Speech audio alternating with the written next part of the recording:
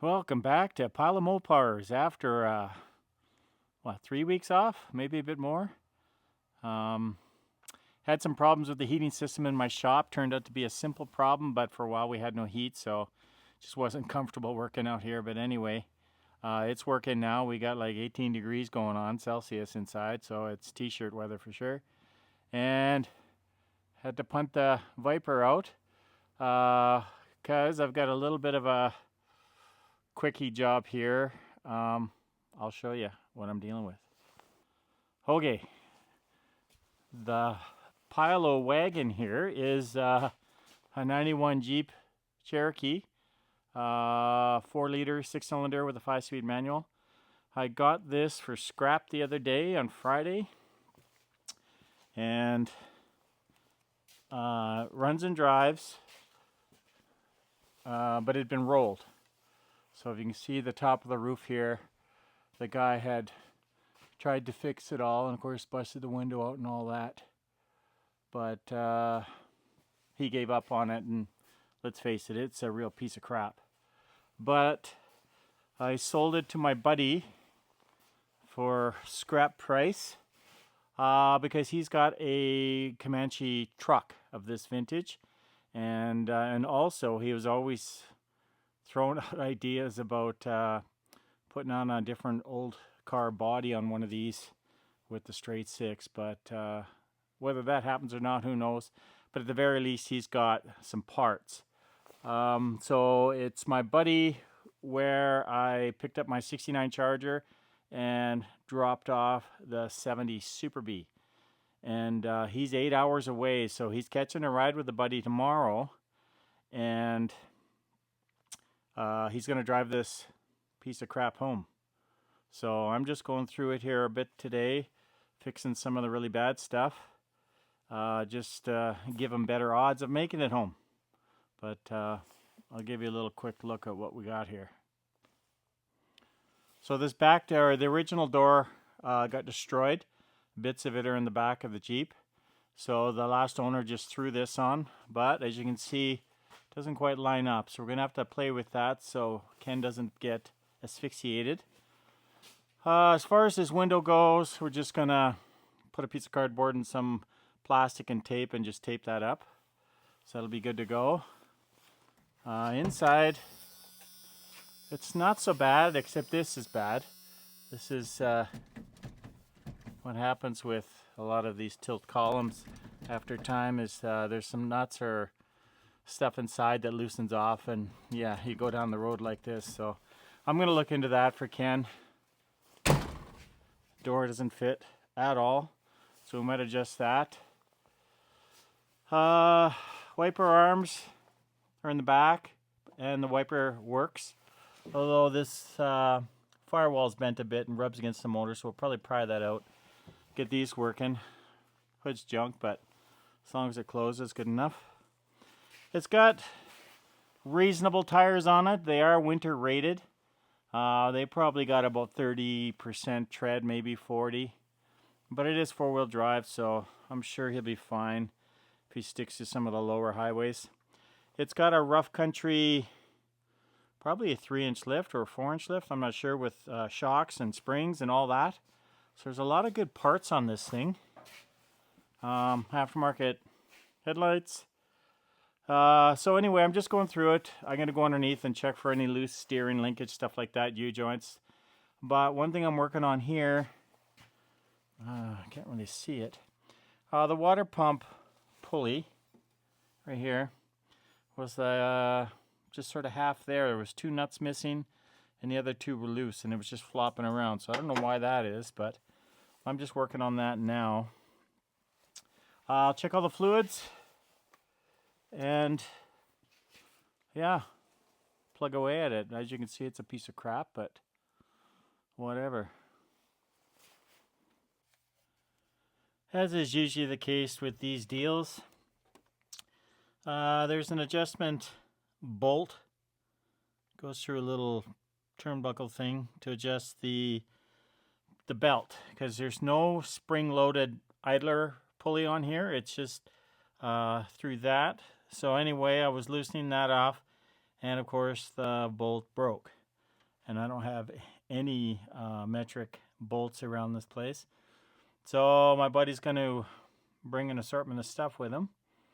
Anyway, that'll get the bolt tightened, and he's also going to bring a couple of nuts for here. This is the water pump pulley, and this was just hanging off when I got it. I don't know why, but anyway, we need two nuts to finish that up. Then the belt situation's all figured out. Had to mess with the battery terminals. Topping up all the fluids. Anyway, we'll keep plugging away. Here's what we're looking at under the front. It's got a suspension lift, leaves from the back, coils in the front. Looks like it's got some pins to remove the sway bar. So it's had a lot of off-road type modifications.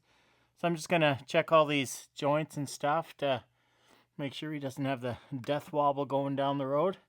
Check the brakes and the lines and fluids, and yeah, carry on. Okay, here's what we got going on underneath.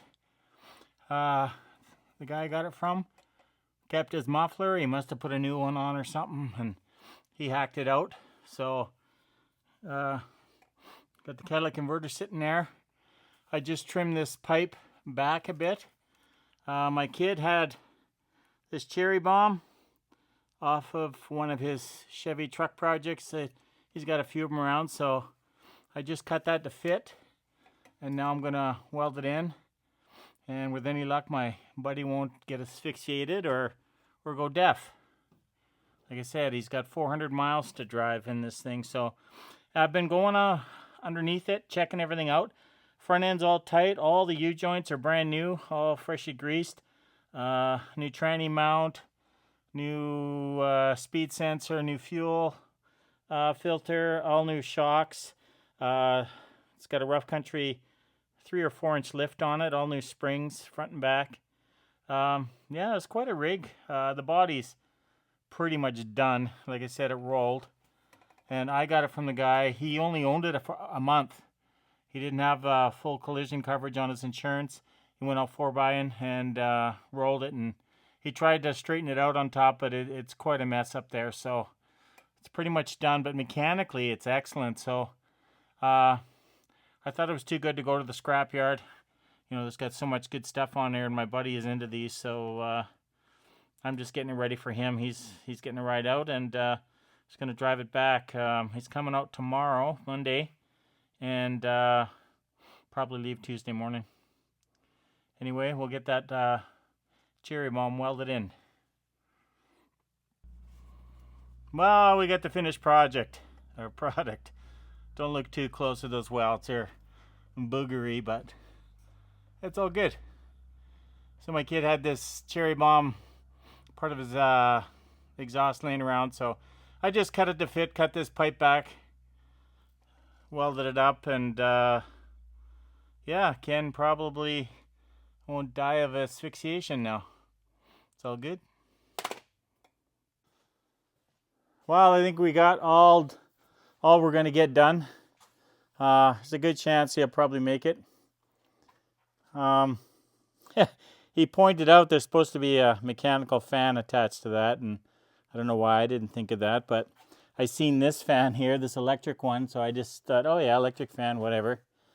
But this time of year, you know, we were right about around freezing, +2 Celsius or something. So we think, and it's all highway, the 400 miles is pretty much all highway, so we think it'll probably be okay without a fan. So he's going to give that a shot. Tested all the lights. It's got some aftermarket lights on there, and they're pretty bright, so that's good. We hooked up the wiper arms, tried to pry out here. This motor is a little pinched in, but it does currently work, so we'll leave it at that for now. Didn't have all the right equipment. This here is supposed to attach to the plastic grill, but of course that's gone. So he's just going to roughly point it at the windshield for squirting. It does work. I brought a mirror with him. That popped into place. Put on this beautiful window. Match the tape so it'll blend right in and won't even know it's there. Got some really cool lights under the dash. We didn't get to this. So you got to have a special tool to remove some of the stuff in there. It's quite involved, but yeah, it came with another column. I guess the guy was going to switch it out at some point, but he grabbed a mirror out of a 70 dart swinger and just screwed it right through the roof. Probably see the screws poking through. Yeah, right there. Anyway, not exactly a restoration, hey? And then back here, this door wasn't fitting. And I thought it was just misaligned. Of course it was, but the whole opening of the rear of the Jeep was sort of diamond shaped, all pushed over. So I had a Porta Power hydraulic manual one, and he pushed this roof up. I think he had to push it out a bit. So anyway, he got it to close and seal. And that was the main thing, because I was thinking with the exhaust coming out the back, it would just suck all the fumes in, and he would just fall asleep on the highway. But yeah, so we're just going to go. We think we got it all ready to go. We're going to go out for a little test drive now. It's about 10 o'clock. It's kind of dark, but got to see if it's going to do it. Okay, topped off the gas. Time for the maiden voyage here. Will this drive 400 miles? Look at that, we got lights. One backup light, that's good. I'm gonna take it for a burn up in the bush, try out the four-wheel drive. You might need that driving home, because you know this is Canada. Don't hit the Viper.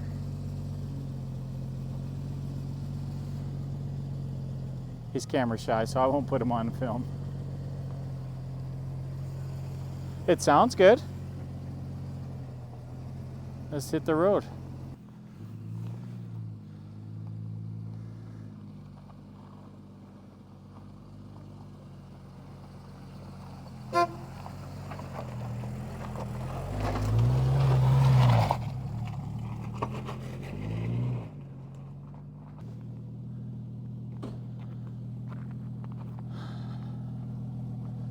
Cadillac.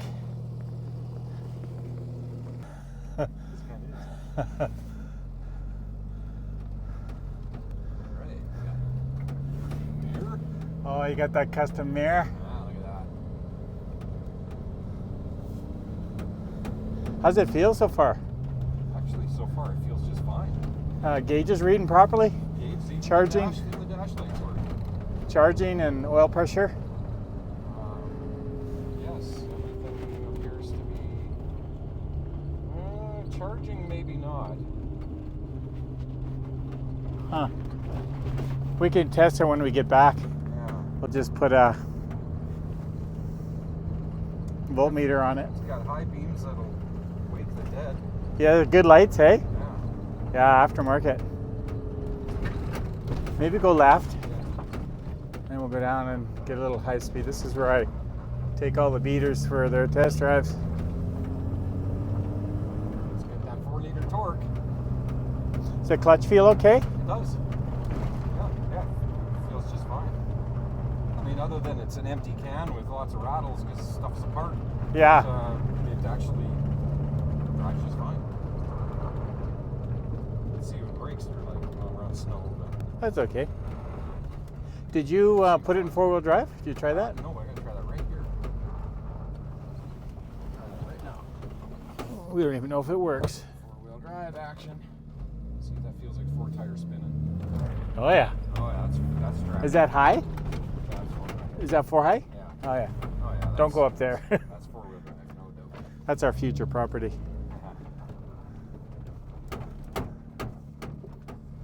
Well, look at that. We kind of thought maybe mechanically this is going to be a good Jeep. I mean, it's You know just what? This was a good Jeep before it got crunched. yeah, like you know, it's got some quality parts underneath, well built. You know, it's got a good quality lift kit and all the U-joints, all that stuff's tight and good and new. And you know, other than cosmetically, it's a pile of crap. But Everything works. everything works. You might even make it home tomorrow. Well, the steering's You know, it's just fine when you're driving it. yeah. Yeah, these things, they do that when they get Yeah. loose. Other than the doesn't seem to be charging. We might want to find out about that. Okay. Yeah, we'll check that. You could always grab one tomorrow at pick and pull, or you could buy a new one and then return it. Like an alternator or something? Yeah, alternator. That's what it is. Yeah, but we'll check that. We'll put a charger on it tonight. So it's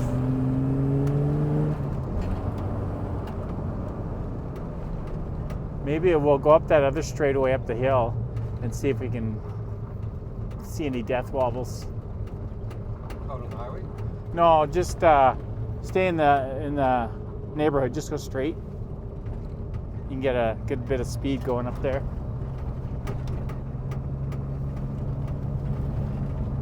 This is what we got going on back there.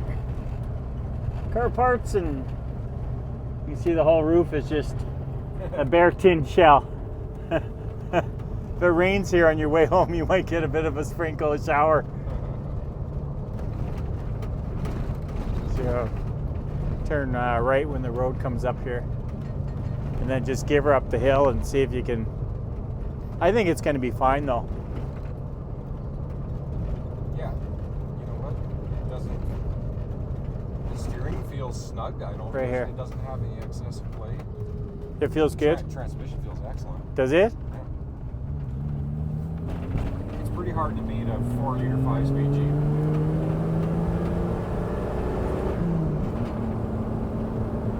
It runs smooth, eh?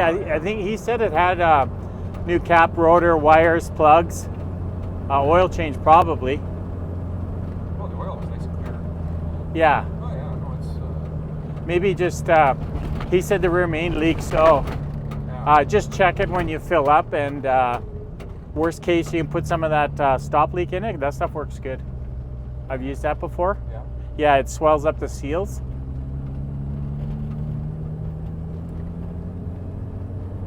So? Feels good. So was it a good $425 investment? I would say so, yeah. Considering how much good stuff is inside it, it's Oh yeah, like all the mechanical stuff, like even just those front track bars, they're probably $400, yeah. or the swing arms or whatever you call them. Oh yeah, that's good. The whole lift kit. Yeah, the whole lift kit. Oh yeah, that whole lift kit with the spring coils and the leaves.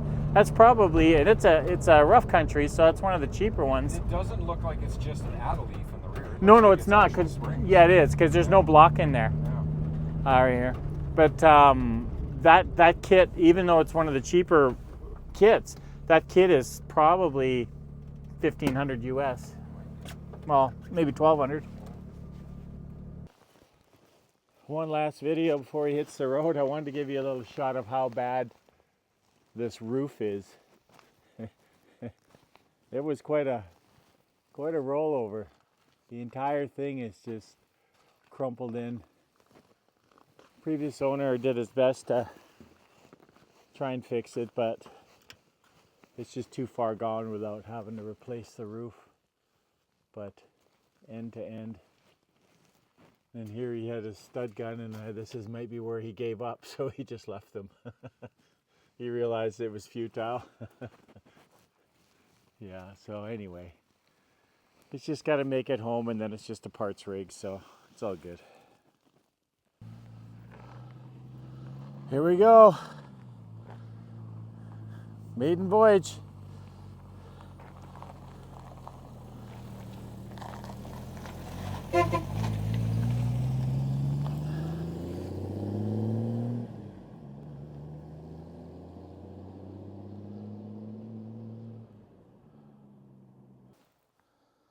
Well, I just got home from work, heard from my buddy, he made it home safe and sound. So I guess you can drive a piece of crap Jeep for 400 miles. And in this case, he had no problems. He said everything worked, even the cruise control. I'm not sure what its future is going to be, but it's better than scrap, which is where it was headed. So we're going to get back to the whale here next, get Sean on board. We just had a lot of stuff going on lately. Now we got heat in here, so it's comfortable to work again. I think our first order of business is going to assemble that 413, and then probably before we put that into the car, I'll get going on the floors, because I might need that space underneath to, for access and stuff. There's a lot of rust on the Trinity tunnel and stuff like that. Anyway, sorry about the delay in videos. It's just been busy, but we hope to get back out of here on a more regular basis. And yeah, thanks for watching Pile of Mopars.